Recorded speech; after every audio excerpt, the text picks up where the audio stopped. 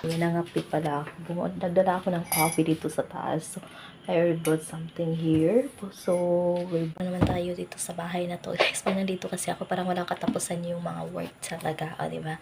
So, ayan, meron pa ako mga labahan dito dapat tupiin. Tsaka maglalaba pa naman ako. Ganun mga ganyan ba, no? So, buhay-buhay talaga po nasa bahay. So, it's too much back to the normal. That's have a lot of work to do, you know. Now sometimes I'm thinking that I don't have enough time. By the way, today, ayan, nakarating tayo dito sa bahay ng alas 10:30, 10:30 in the evening. By the way, thank you so much po sa nagsundo po natin dito. Ayan, so huwag na natin i-mention yung pangalan, no?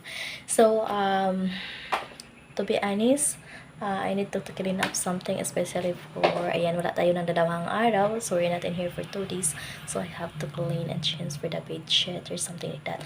But I don't have change yet. This is what I wear from the airport, and you know, so kailangan natin din mag-change. And of course, I'm planning to do some laundry because as I know, there is like 2 to 3 days that maybe we lose water or we have only a very low pressure.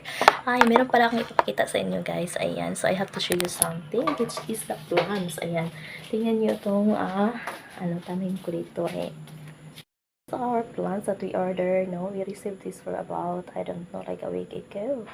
So, ayan guys, mayroon na siyang patch dito. Huwag na natin siyang i-touch na baka naman magtampo. At saka yung jade natin, ayan, tuyo-tuyo na. So, yung ano dito is okay pa naman yun. Ayan, nag-order nga pala tayo ulit ng tawag dito, yung lupa.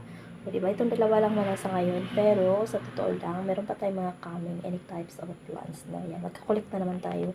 Magiging forest na naman, no? Parang, tawag dito. Basta kayo madaming, tanim na naman dito ulit sa bahay na to. Para lang sa, sa bahay ko dati.